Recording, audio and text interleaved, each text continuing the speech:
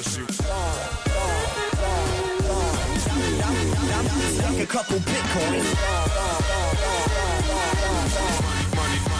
Hold up on my Nakamoto.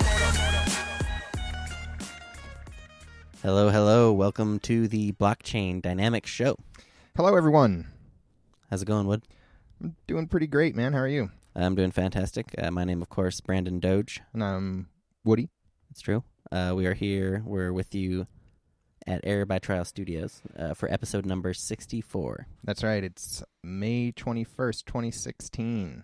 And as usual, I think it's 2017. Oh, yeah. Thanks. I don't know what's going on. But I do know one thing. It's our show is brought to you this week by Cryptopia. That's right. It's www.cryptopia.co.nz. They're your one-stop crypto shop. They've got a ton of great services there. In addition to a great exchange, they also have things like mining, coin information, like arbitrage information, really a surprising wealth of information about altcoins at Cryptopia. They've also got a forum going over there, and in the forum there's an altcoin section, and in that section there's a blockchain dynamics thread, and we appreciate people giving us comments there. We like to throw out a few dots to people that do. It's true. Stop by the thread, just say hi, say anything really, and we will toss you some dots, so that's fun. We're also doing a big dot giveaway during the show every week. This week we are up to 60,000 dots. Yep, jackpot's getting up there. So 60,000 dot, that's not bad at these Bitcoin prices at all. Right, so last week's question, which did not get an answer, was in what month did Poloniex freeze the XVC wallet? The answer was December. That's right, it's been like what? So that's 6 months of frozen XVC wallet. That's good. That's crypto. That's good crypto right there. Alrighty, let's get into it. We're just going to start it off as usual with the news this week. Yeah, that's right. We always like to start off with a little bit of news, and one of the larger news items this week was that a Cryptonote exploit was kind of let known to the public by the crew over at Monero. That's right. So they're essentially saying this is a bug that allows people to generate coins arbitrarily, right? Is that the nature of the problem here? That's essentially the issue, and they had went ahead and fixed it in a patch and kind of kept it quiet. They had verified, I guess, somehow that it had never been, the exploit hadn't been used on the Monero chain, and they tried to let some of the other Cryptonote coin communities know about the fix as well, and some of them implemented them and others hadn't yet. Right, and including those is BitCoin, which is going through a huge pump this week, and supposedly didn't they have a bunch of coins generated on the BitCoin chain? That's supposedly what happened, yeah.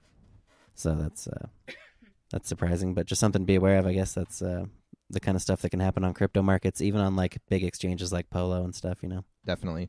So if you are in we used to even kind of joke about the Cryptonote coin of the week because there's a lot of them out there. Yeah, it's true. And so I would imagine that most of them did not have this fix in it.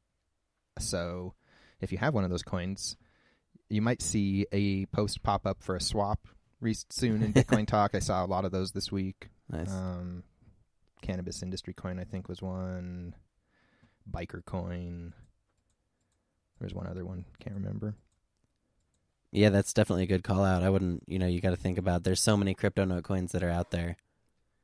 And this could really, for a lot of the ones that don't have active developers, they're going to be in big trouble essentially after this point because their chains are going to be compromised. So that's. But the fix is out there, so. Yep.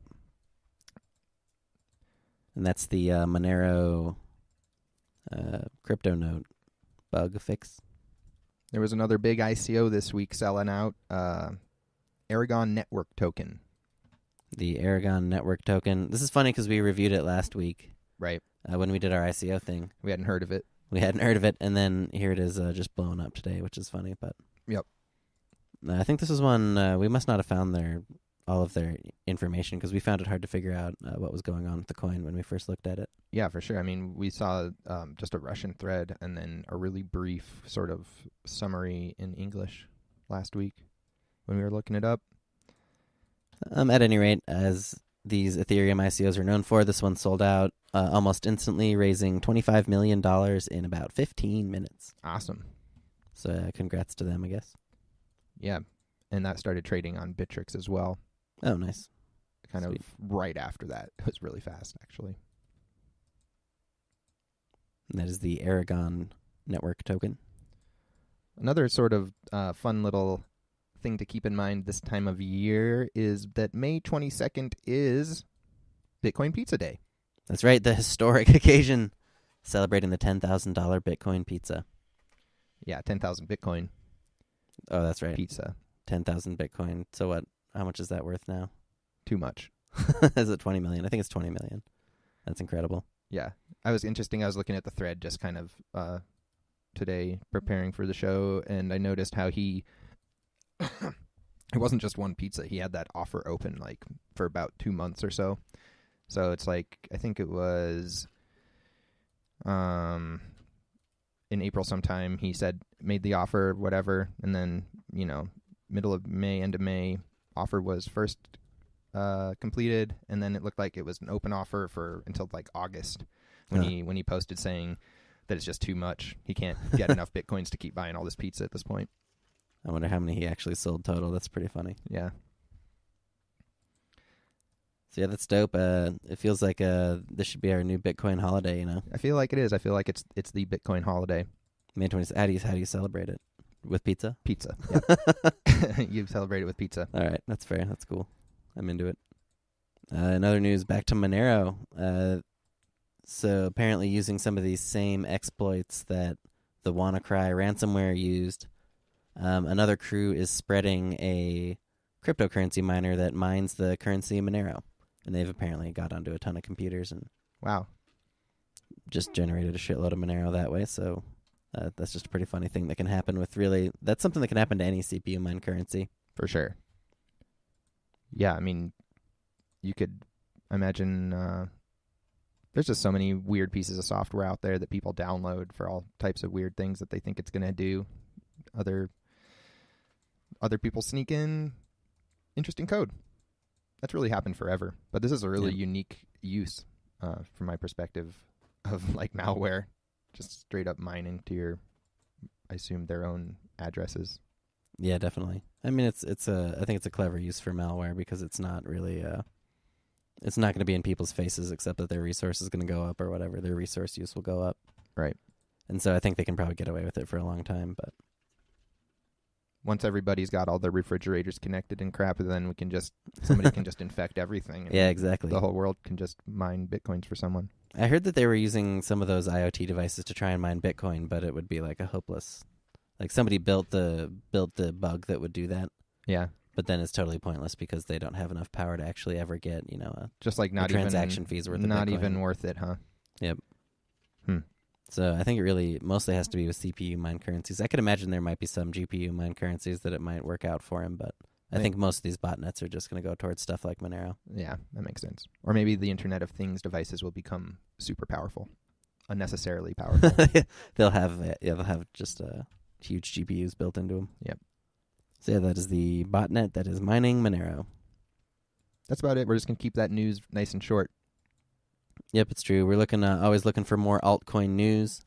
If you know of anything like big forks or altcoin drama, devs leaving, that kind of stuff, we like to see all of it.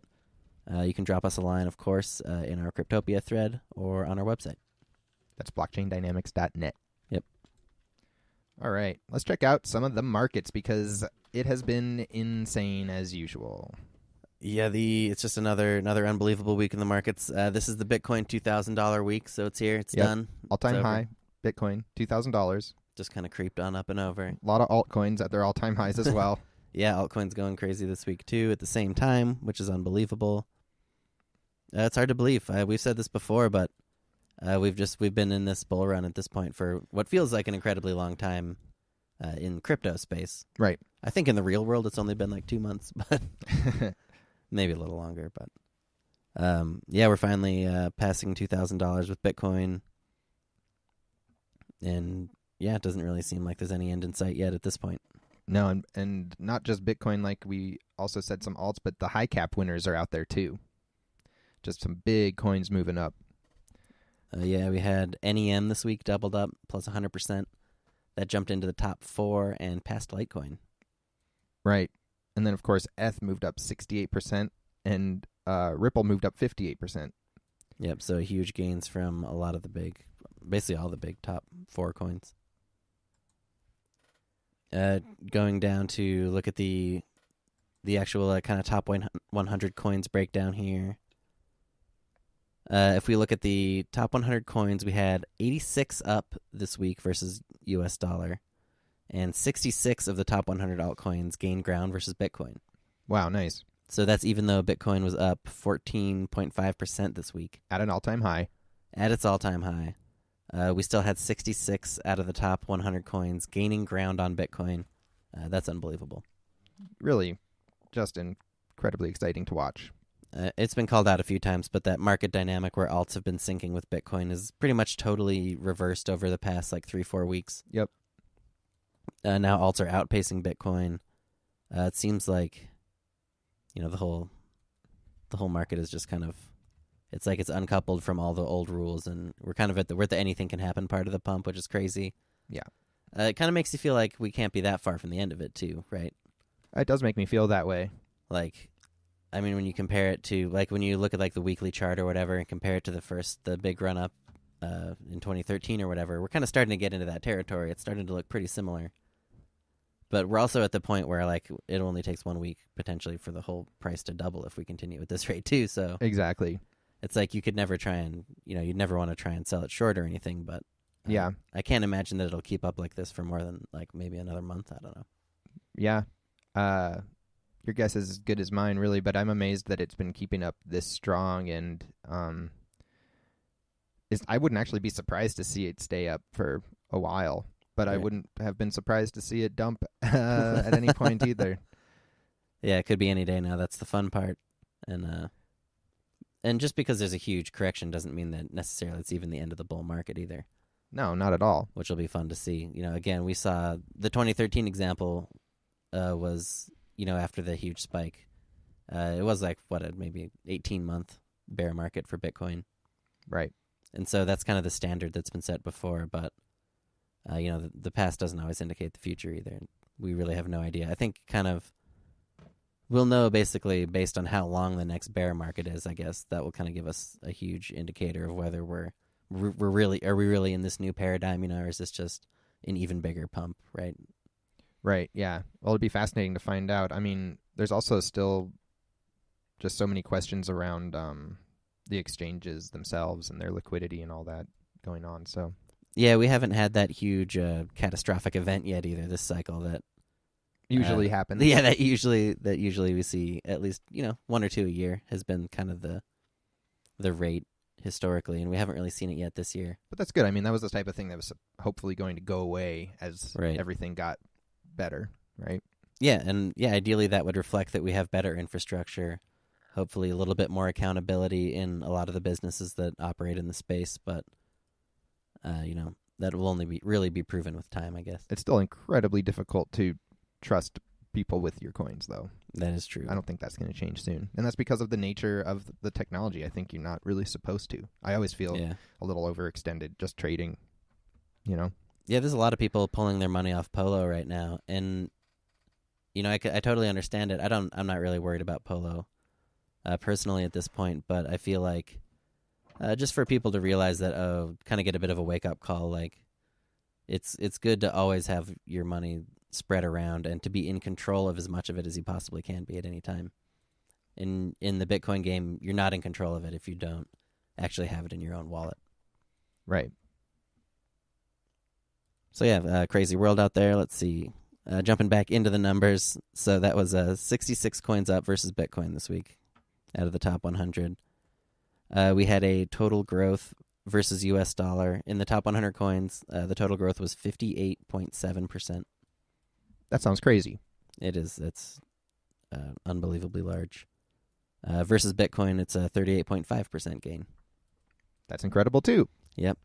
Just unimaginable. Looking at the median change, the median coin in the top 100 this week, up 15% versus Bitcoin, up 32% versus US dollar. Okay. So that's a pretty huge number for the median stat. Usually you tend to see the median be a little lower. and then the totals get pushed up by the big winners, Yeah, and there were some big winners too. RedCoin up 850%.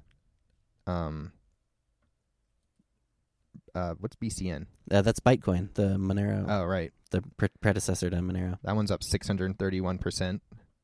Digibytes up 622%. And XDN's up 419%. That's another one of the Monero coins that's allegedly been affected by this bug. So that's a really funny thing to see, right? Right. A coin exploit is revealed for these coins, and now they're doing plus 600%, plus 400%. I think part of it reflects that, this thing comes out and it kind of forces their hand. Like whoever's been market making this market kind of has to play their cards right away. But it also seems like if the exploit's being used, then it's hard to believe that that's not the same people, Right. It's weird. Yeah, people definitely need to be aware and careful of those at this point in time, I feel like. But still, red up 850%. That's badass. It climbed to rank 53. It gained 107 spots this week. That's awesome. Oh, man.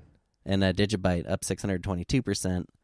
I think kind of blowing everybody's minds. People have joked about Digibyte for a long time being the coin that just could never quite get it together in some ways, and now it's there it is with over 10,000 Bitcoin volume or whatever, doing its thing. Top of the charts. It is at rank number 24. That's huge. Big move up. So yeah, big congrats to everybody with Digibyte. That's a 37 rank move up there. All right. Even though a lot of coins gained ground, not everybody makes money every week. So there were some coins that went down. Some of those were BCAP. That was down 44%. Round down 32%.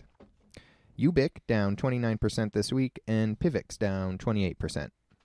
Kind of a surprising list of losers this week, I think. BCAP and Round are both Ethereum tokens. Round, we mentioned last week, did a huge pump. It's not surprising. It seems like it's kind of more of a controlled supply type situation, so those usually are prone to having big spikes like that. YoBit, I think, surprised a lot of people. It dropped down to rank number 97. And then we also had Pivx, which was one of the biggest pumps of the year, now down to rank 36. I think they were up to 10 at one point. Cool. We're also looking at something else new this week. We can now track which coins were added to and removed from the top 100. Right. And so coins that dropped off of the top 100 this week included MoonCoin, Z-Classic, RubyCoin, Global Currency Reserve, NovaCoin, SkyCoin, SolarCoin, forget this one. Waves Community Token. Waves Community Token, and Bella. That's right. Those all dropped off of the top 100.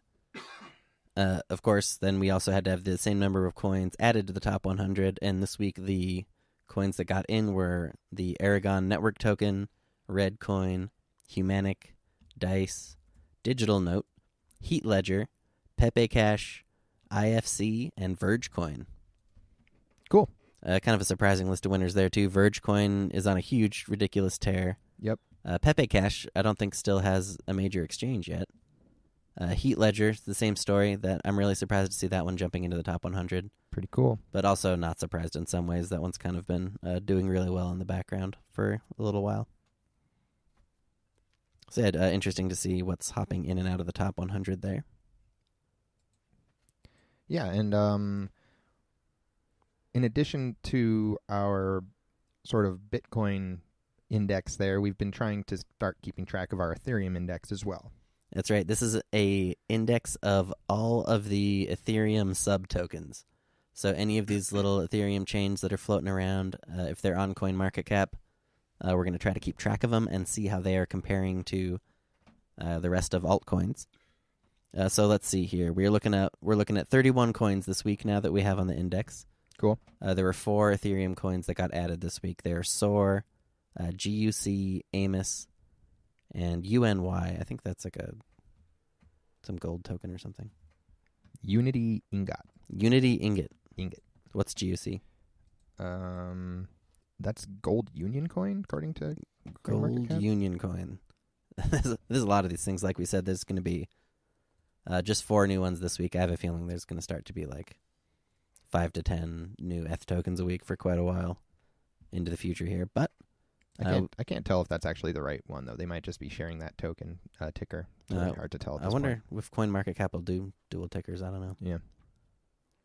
At any rate, we got 31 of these things to look at. 22 of them were up this week versus US dollar, and 14 of them were up versus Bitcoin. So right there, that kind of tells you that the Ethereum tokens were not doing as well as regular alts this week, which is interesting. Especially considering Ethereum was blowing up, right? Yeah. So you'd kind of think that maybe the Ethereum index would benefit from that, but Not the case this week, at least. as far as the overall index, it gained 10% versus Bitcoin, about 26% versus USD. So still, 26% versus USD in 1 week is still really huge gains. It's just that That's really good.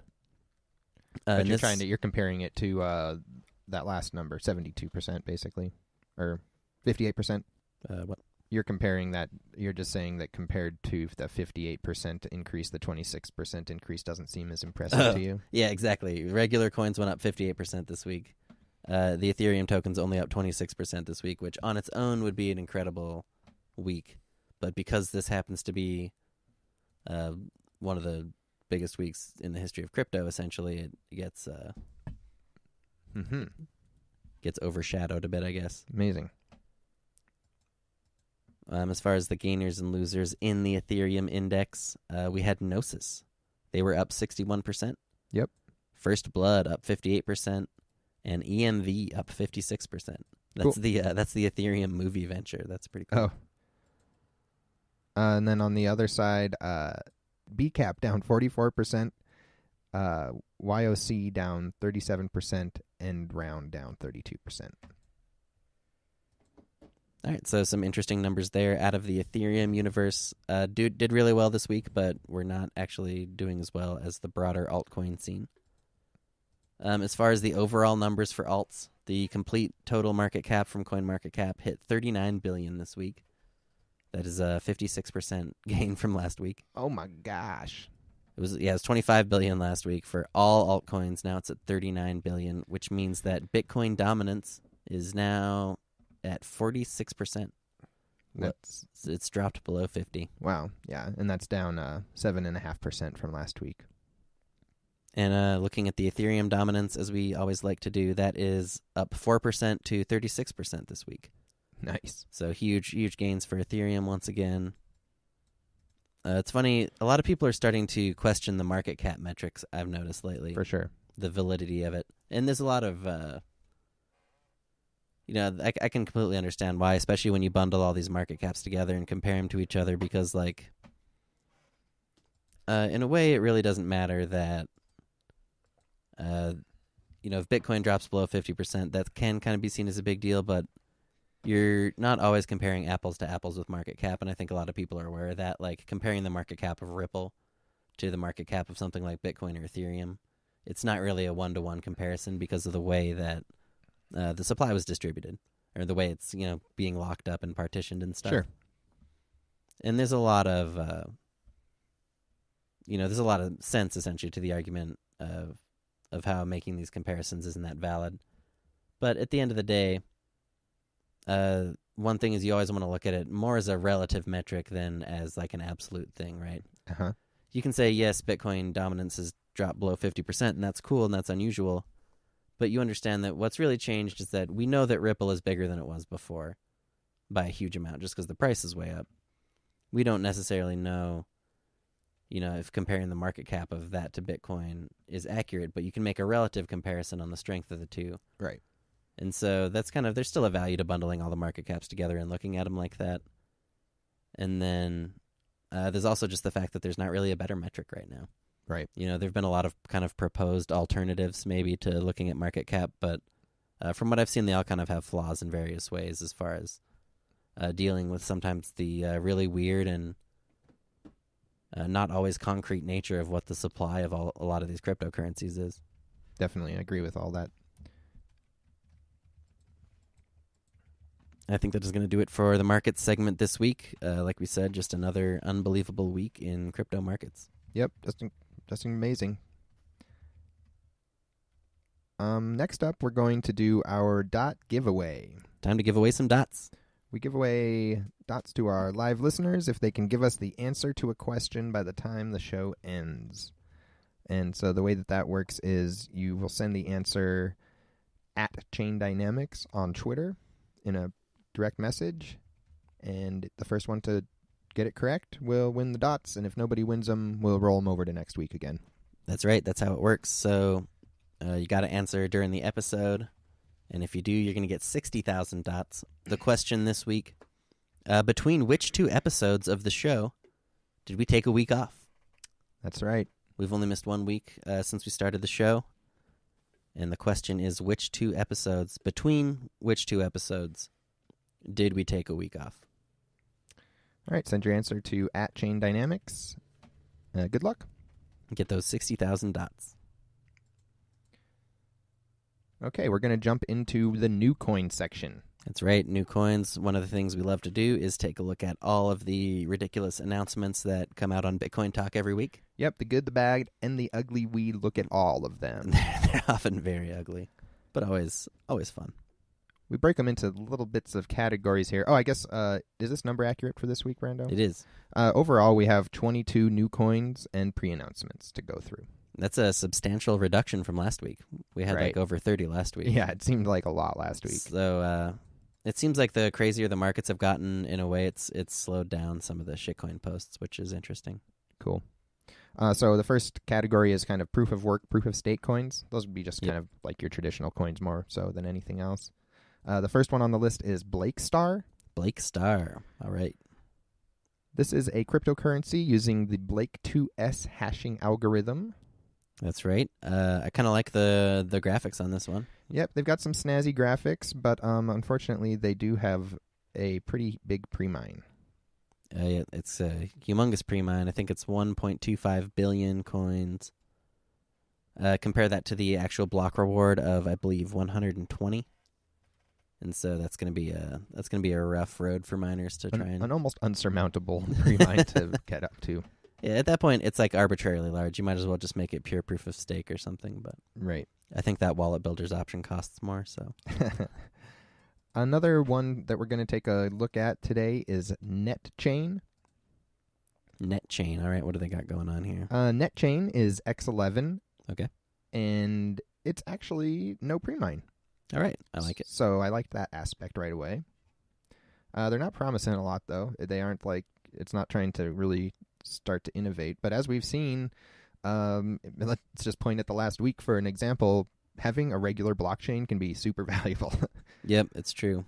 Like a lot of the coins that people are profiting off of right now don't have a ton of special features. Yeah, it's true. A lot of these big coins that are going up on Poloniex, aside from the marketing, there's not a lot of distinguishing features, which that used to be the case like back in the day in 2014 or whatever. I think that was a lot more of the case. Like almost all of the coins were just either Litecoin or DogeCoin clones kind of in one way or the other, or eventually DarkCoin clones. These days we actually, there's a lot more variety and more interesting tech being built, I think by a pretty wide margin than there was back then. And so in that light, stuff like NetChain that doesn't seem to promise a lot at first, at least, it doesn't look quite as good as it used to. No, it doesn't. And as far as the thread goes, it seems like some people might be having a little bit different block heights and having difficulty coming to a decision as to where the correct chain's actually at. But there's some pools now, too, that I'm not sure were there even when I looked earlier in the afternoon. So I'll have to kind of follow up on it later. Yeah, it just seems like we've seen a few of these no pre-mine coins come out lately, and that's great. But they still have to be able to compete technically, and I'm not sure that this one is there right now. All right, that's NetChain. Another coin that was announced this week is called Mithril. Mithril. I don't know. I really like coins that are based on fictional materials. Absolutely. Unobtainium being one of the classics. I mean, there's a bright future out there for coins that are named off of materials from fantasy worlds, I think. Okay.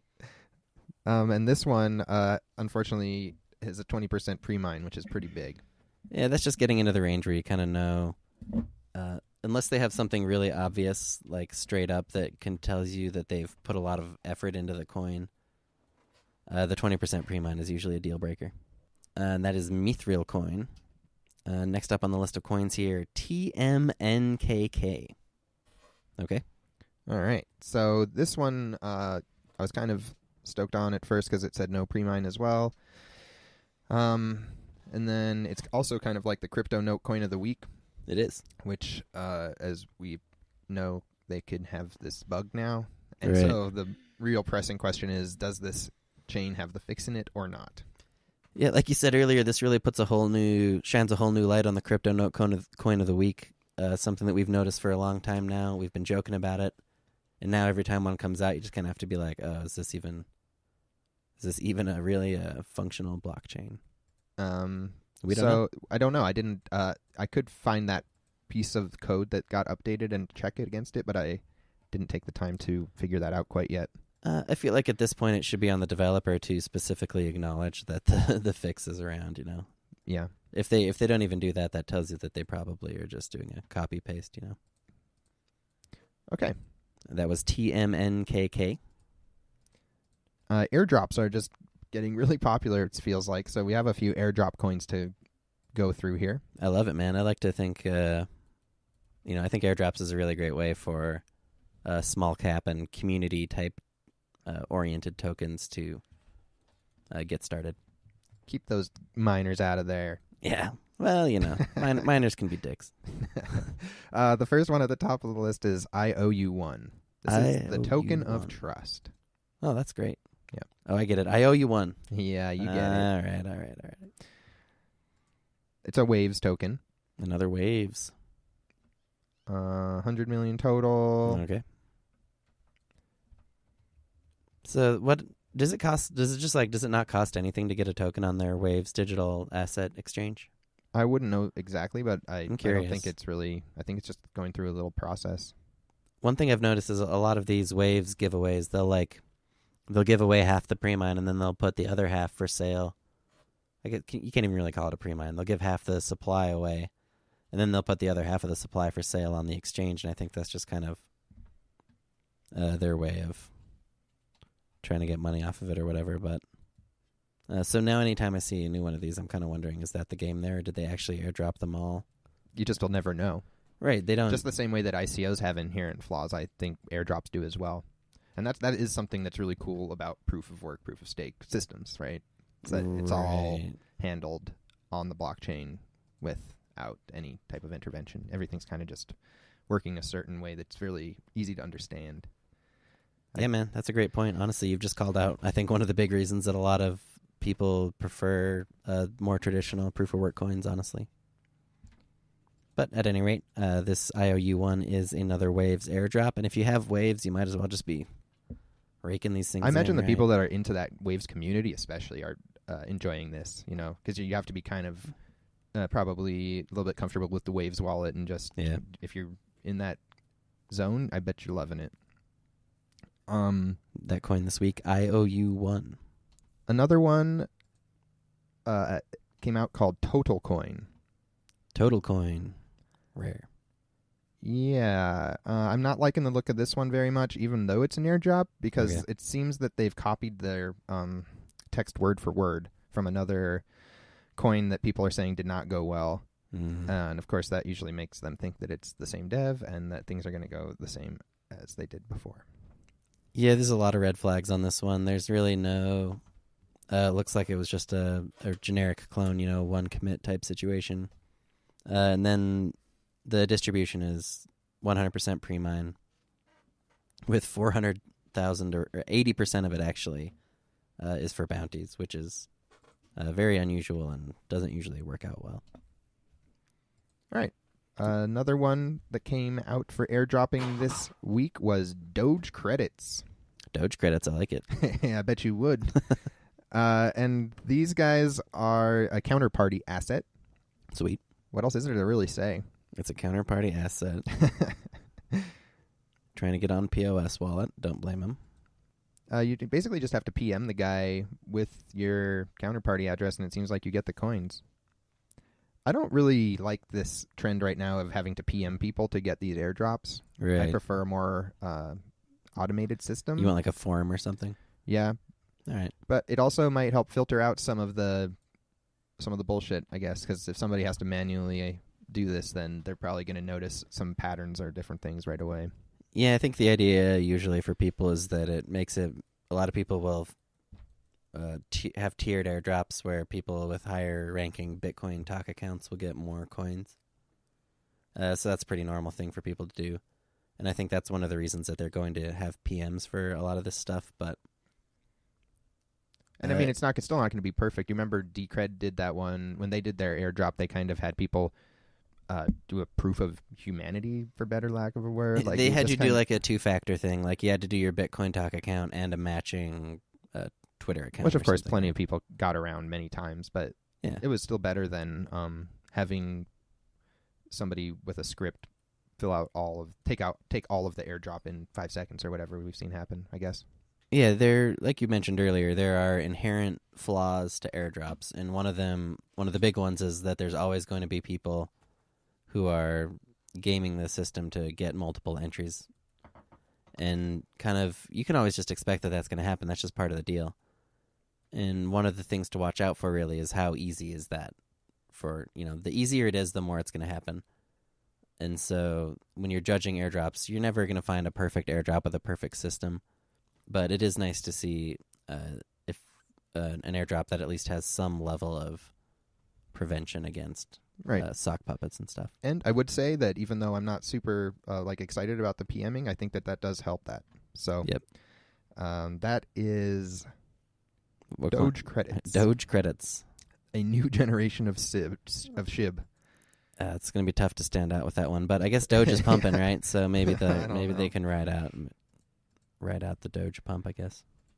It's almost like, I mean, I don't think the world needs a new DogeCoin at this point. Yeah, I think we want to be the next DogeCoin. Yeah, it'd be wow. like releasing a coin that's like DarkCoin, another DarkCoin clone or something. It's like a little late. All right.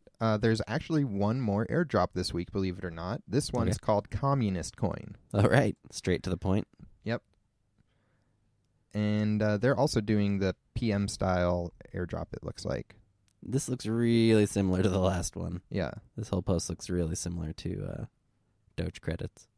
Except that this one's not a counterparty asset. Oh, right. This is a script clone, and it also has some mining involved. So. Oh, I'm actually thinking of TotalCoin. This one looks really similar to TotalCoin. Yeah. Those are some big, some more just the translation bounties and stuff. These very generous. Like every language. Very generous translation bounties. This one does have some mining, it looks like. Right. That's the difference, I guess. Right. Yeah. But it is another airdrop out there, so if you're harvesting these airdrops, you might as well grab a few. All right. That does it for the airdrops category this week. Next, we're going to jump into our other category. Yeah, others. At the top of the list and others this week is the Decentralized News Network. DNN. All right. This is like something that you'd see on an 80s vision of what the future news network would look like. Yeah. This is basically an Ethereum project, and their aim, if you can't tell from the name, is to provide a decentralized news platform. Yeah, all right. Kind of think like a little bit like Steam or Library, but with news. Okay. So people would play several different roles on the site, essentially. They'd be writers, reviewers, readers, and publishers. And then as people write stuff, the reviewers classify the articles and check for errors. And then the publishers are basically the actual software nodes that provide the service to the readers. Okay. I cannot find any information on the distribution or the tokens involved. But I could understand the idea behind it, I guess. It was kind of cool. Yeah, I do think that's kind of cool. I'm curious to see, there's going to be, people are going to be desperate to manipulate this kind of thing, and I'm curious to see to what extent that they'll be able to. Or I suppose it would depend on the readership, right? How many people can you reach by manipulating this particular entity? Right, or maybe they'll build the methods in place to prevent it and actually kind of create something unique. Well, one of the things that they're saying is that they aren't going to want to actually censor much. So the editors, or whatever they're called, reviewers, can make like minor changes to help with syntax and whatnot, grammatic errors, but they cannot like change an article. They don't edit for content, essentially, just for Correct. grammar and stuff. Okay. Yeah. But anyways, we'll keep an eye on that because we don't have any real blockchain info on it yet. This is a cool post. I think I would definitely check out this DNN post. Other categoried coin post this week would be PrisonCoin. PrisonCoin.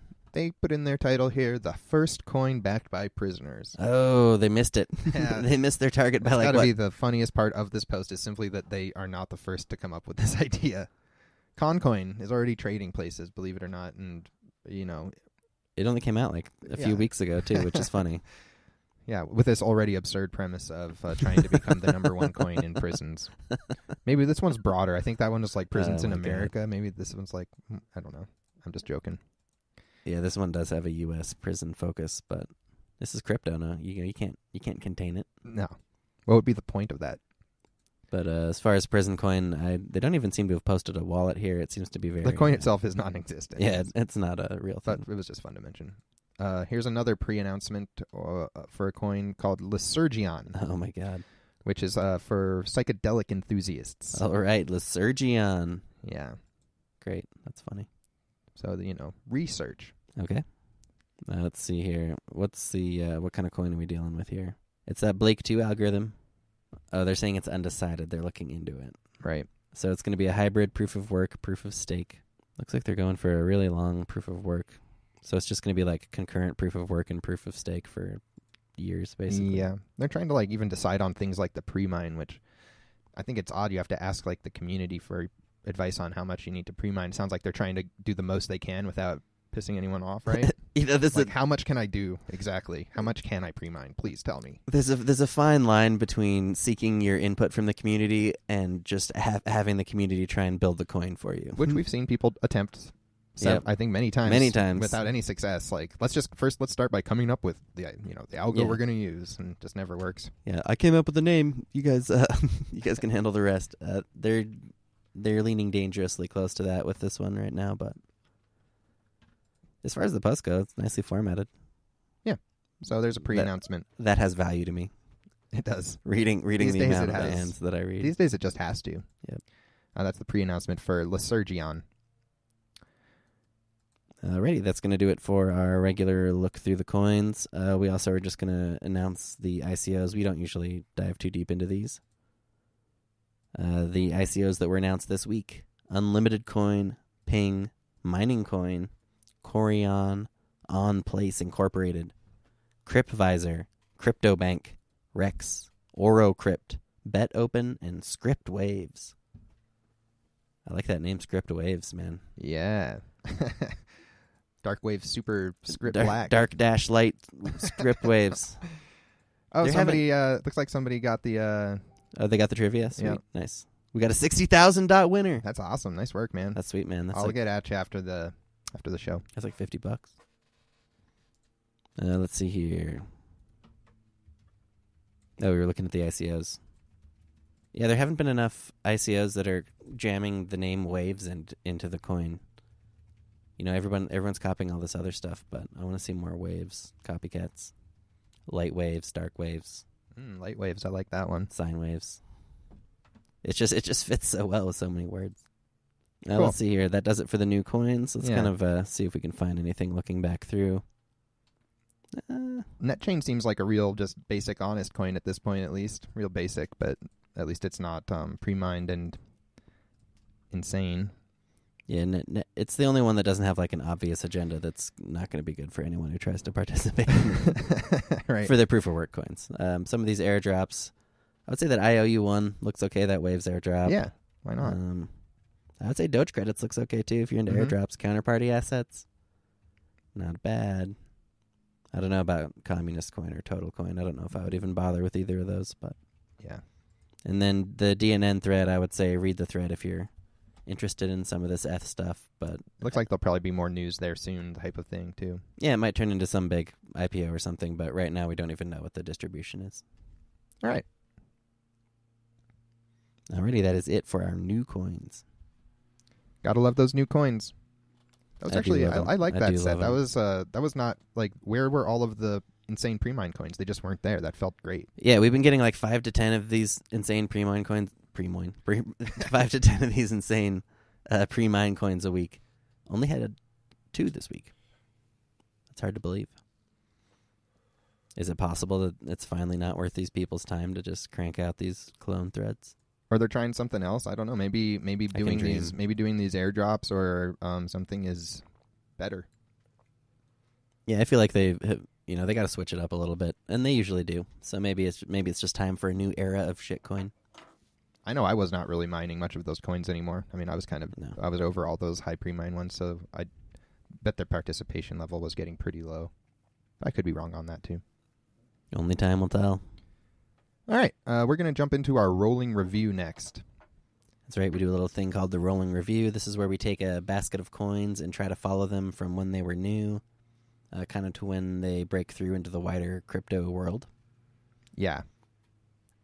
We just do a few a week. We're keeping track of like a dozen of these maybe right now, and we just do a few of them a week so they don't get old. Skip some, look at some. This week we're going to start off looking at Zencash. Zencash. All right. The long-awaited swap for Zencash went down this week. Yes. So the block passed. So the snapshot occurred. The snapshot has occurred. And now Z Classic continues to trade, and Zen will trade soon. That's how right. It works? Yep. That is exactly how it works. 1-to-1 swap. Straight up. I like the 1-to-1 swap, man. I'm into that. I'm glad that they went with the 1-to-1 route. Zencash, of course, is kind of essentially going to be the platform that the developers are going to develop on. Z Classic will just kind of remain as it is, I think. They might keep doing some technical stuff if there's issues with the chain or something, but as far as I know, there's no plans for additional futures or anything there. Would you trade Zen versus Zen Classic if you were given the If there was a market? Oh, hell yeah, dude. I'll trade. Which way is that one going to go? Yeah, who doesn't love goofy pairs, man?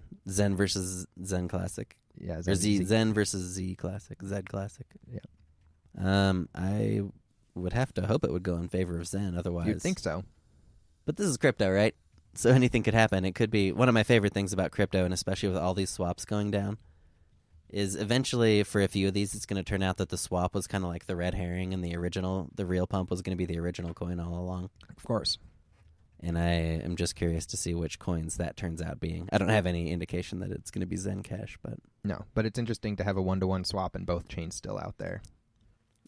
Another funny thing to see on the Zencash is that we've noticed a trend in snapshot coins where there tends to be like a price acceleration leading up to the snapshot and then a huge crash like seconds after the snapshot. And that situation did play out with Z Classic. It peaked at like 600,000 Satoshi.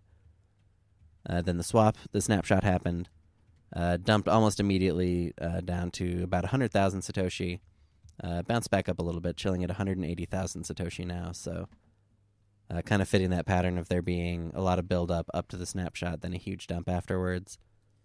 But the actual swings weren't quite as dramatic as we'd seen on some earlier coins. Interesting. Yeah. And because it's a 1-to-1 swap, the way it works, right, is it makes the math easy, which is nice, right? As long as the amount of the value of the Zencash plus the value of your Z Classic is greater than what you paid for the Z Classic, then you know that you made money on the deal. Yeah, nice. And it also looked like during that, like right during the snapshot when that dump occurred and then the bounce back, that was easy money for some folks. Yep. All right. Another one is the coin formerly known as TrollPay. Now known as Alion. The ticker is all ALL on, I think it's on Cryptopia mainly. Yeah. This is a funny one. So they were following in the footsteps of PureVids, right? Right. They had the website up looking good. You could stream content on it or whatever. They took the site down, allegedly, to basically on concerns of copyright infringement concerns or whatever. Really? But the idea being that was the plan all along, and they're going to come back bigger and better than ever, right? That's that was the play. So where are they at now? That was 3 weeks ago. Now they've lost a little ground in market cap. They're down about 10%, down to 57,000 market cap. So considering the overall market in the last 3 weeks, that's severely underperforming. The developer's been basically gone the entire time. And then he came back up and posted like a bunch of baby pictures. So he said he had a baby. All right. And then they posted these. It's really funny. They're like glamour photos. I don't know if people did this, but they have like a professional photographer come in and take all these pictures of the baby, you know. Oh, yeah. So he posted this really elaborate photo album. And it's all funny. If it is actually the guy, then more power to him. It's so funny to see the different approaches people will take to these altcoin projects. Oh, absolutely. I mean, we've kind of heard it all before, right? Right, exactly. You have to feel like some percent of it is true, but you never know exactly what percent. Yeah. Somewhere above zero. And so today, in the odd world of cryptocurrency, you know, if you're trying to follow TrollPay, you will have stumbled into a bunch of glamour photos of a baby. So congratulations on your baby, and hopefully he can work on TrollPay a little more now. Or Allion. Alrighty, next up in our list of rolling review coins we're going to look at this week is Wyvern. Wyvern coin. Wyvern coming in hot, one of the newer additions to the rolling review. It hit a new all-time high this week, spiked up to 25,000 Satoshi. They're chilling down at about 14,000 Satoshi now. That puts them at a 300,000 market cap. That's really good for a new coin. They're doing just fine. Still only trading on Coin Exchange. They're in their third mining phase, so the first phase was 50 coins per block. Second was 25. We're now in the 12.5 coins per block period, I guess. So most of the initial high rewards have tapered off, and it's just going to keep slowly tapering off from here. And the idea behind that was some type of like game item store? Yeah, they're going to have an exchange, like a place to swap Steam items and stuff is the idea, and then you pay with Wyvern. They actually had a prototype up when the coin first launched, and it's not... that original website is not up now. But the idea is that they've started rebuilding kind of what's supposed to be the more elaborate version of it, I guess. Okay. They also pulled off their companion ICO. They announced recently that they were going to do a small ICO to raise money to build the website, and that ICO went really fast. So, okay. That is what is going on with Wyvern right now. A very new addition to the list is Bismuth. Bismuth. This coin is attracting a ton of attention. It's pretty funny to see. It just shows what can happen when you release kind of the right coin at the right time, I guess. A ton of people trying to mine Bismuth. The theme behind the coin is that it's a ground-up cryptocurrency written in Python. So always got all that appeal as the ground-up cryptocurrency. One of its distinguishing features is that it has incredibly fast blocks. It's at like 5-second blocks right now. Which is just absurd. And in a way, this feature has kind of become you could call it a liability. Essentially, most of the casual miners and people that have tried to connect to this network and actually mine it have been unable to. I would say it's nearly a game stopper. You calling it a showstopper? Not quite. I'm saying like okay. People just can't sync though. Like right. You were saying. Yeah, and for me, if my opportunity to get into a lot of these coins like Pascal Coin, Vanilla Coin, or whatever else is out there, it kind of depends on my ability to start early in the process and maybe get mining early or get a few coins. Just kind of to mess with it to begin with. And that can be a really nice way to get started into a cryptocurrency. And so I think it's frustrating for a lot of people so many people have tried to get Bismuth and have been unable to for technical reasons at this point. That's not a good look. But this is crypto, and the market doesn't necessarily care if the experience is frustrating for early adopters, right? No, not really. One of the things that was true of Vanilla Coin is that it was a pain in the ass to get working. Yeah. A lot of people had problems with Pascal Coin. Bismuth is taking it to another level, but as far as how this reflects on the market, it might not have any impact at all. And one of the things, the coin it's doing a ton of over-the-counter trading and stuff. Currently sitting at about 10,000 Satoshis is what people seem to be paying for this stuff. And that puts its market cap at about 150 Bitcoin. Jeez Louise. And that's 3 weeks into mining. So that sounds a little high. Yeah, exactly. That means in order, if it keeps up this price in another 3 weeks, that's 300 Bitcoin market cap. Another 6 weeks, that's, 2.5 million? It would have to be working at that point, I would say. It's just going to be tough to... It's tough to gauge whether this is like actually an indicator of potential long-term pricing or if it's just like a constricted supply. Yeah. Just a lot of people who are trying to buy over the counter because they know they can't mine it.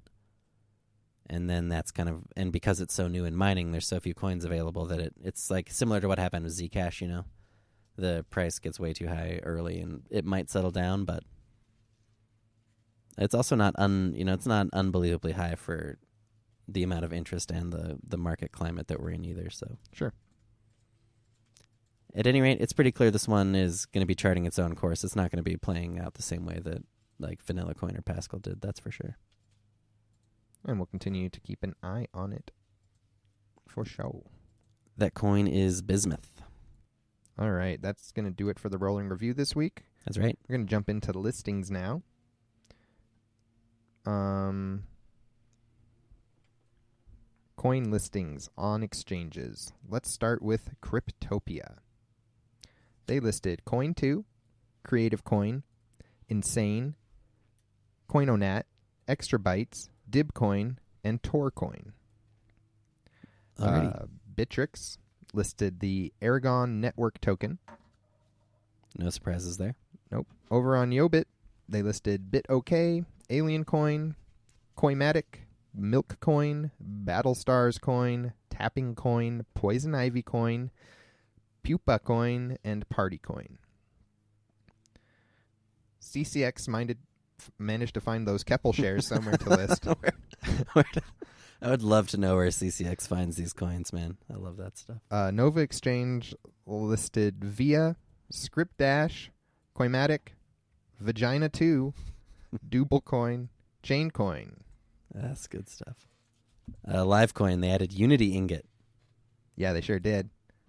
And then Coin Exchange added Equitrader, Digital Money Bits, and Insane Coin there, too. Cool. That's kind of interesting. I feel like this Insane Coin popping up on Cryptopia and Coin Exchange this week, I feel like that can't be a coincidence. They had... And they're working on that swap right now, too. Right. They did a big rebranding pump, and they're doing a swap, and now they've added the coin, the original token, to 2 different exchanges. Right. That's kind of that's curious. So something going on with Insane Coin. Nothing else too exciting, I guess, aside from maybe the Aragon network token, I think, on T-Rex. Yeah, it's always nice to see Trex listed stuff. Yeah, I don't see anything else that's standing out either.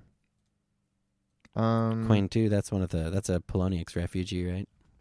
Yeah, this Coinmatic one got listed on YoBit as well as Nova, whatever that is. Interesting.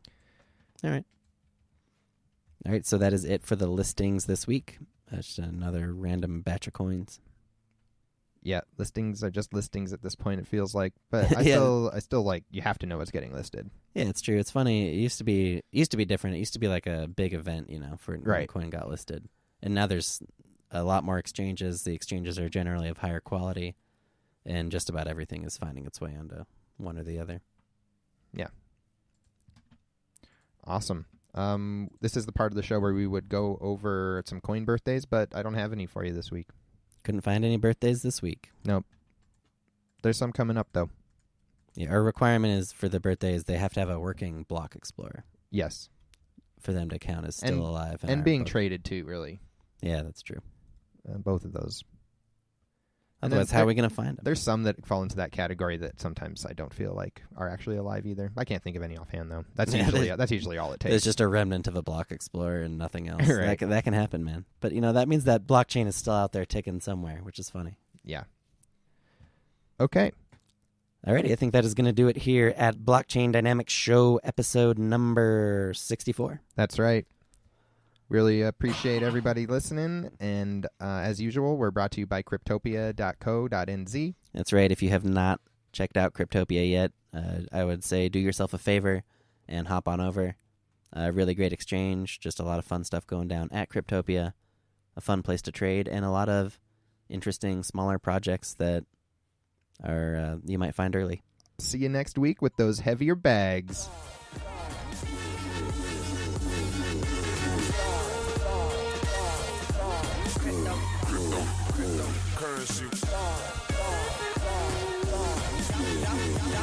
A couple Bitcoins. Pull up on my Nakamoto.